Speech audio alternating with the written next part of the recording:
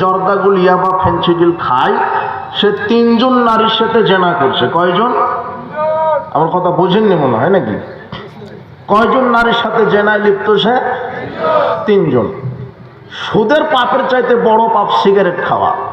Cigarette জেনার দিকে সুদের পাপের চেয়ে বড় পাপ সিগারেট খাওয়া, জর্দা খাওয়া। কেন? সুদ খেলে শুধু মায়ের সাথে জেনা হয়, আর মাদক মুখে দিলে তিনটা নারী আছে। কয়টা নারী? মা, খালা, ফুপু, যেটা সবাই খায়। শিক্ষক, ছাত্র, বাপ, মা, যুবক, যুবতী সবাই খায়। আর মসজিদের হুজুরও খায় আর বলে মাকরু। ও বলছে মাকরু। এই হুজুর এত বদের বদ, ও জর্দাকে বলছে মাকরু, যেটা কুকুর শিগালে খায় না, ও খায়। এত বড় পাপ। বিড়ি, সিগারেট, জর্দা, ইয়াবা, ফেন্সিডিল এগুলি খাওয়া কাবিরা গুনাহ, পাপ। কিন্তু ঈমান ভাঙবে না। কি ভাঙবে না? ঈমান ভাঙবে না। জাহান্নামে যাওয়ার মতোই পাপ, এবং যাবে। সালাসাতুন কাদ হারামাল্লাহু আলাইহিমুল জান্নাহ। তিন শ্রেণীর মানুষ জান্নাতে যাবে না। তার এক হচ্ছে যারা এই যে প্রতিনিয়ত এই তামাক খায়, এরা জান্নাতে যাবে না। জাহান্নাম খেতে খেতে খেতে যদি ঈমান থাকে, এরপরে সবার শেষে জান্নাতে যাবে। কিন্তু সরাসরি কোথায় যাবে না? বিড়িখুর, সিগারেটখুর।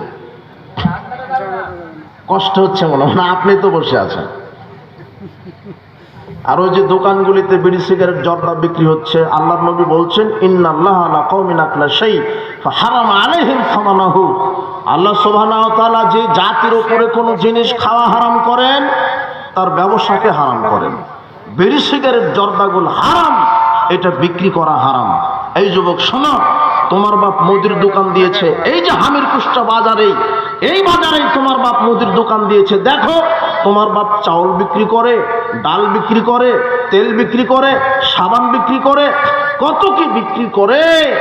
1 টন চাউল বিক্রি করেছে 1 লক্ষ টাকা দিয়ে। 1 লক্ষ টাকা দিয়ে 1 টন চাউল।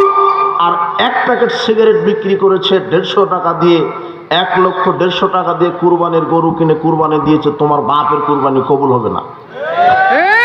কেন? 1 লক্ষ 150 টাকা, এর ভিতরে 150 টাকা কি বিক্রি করা আছে?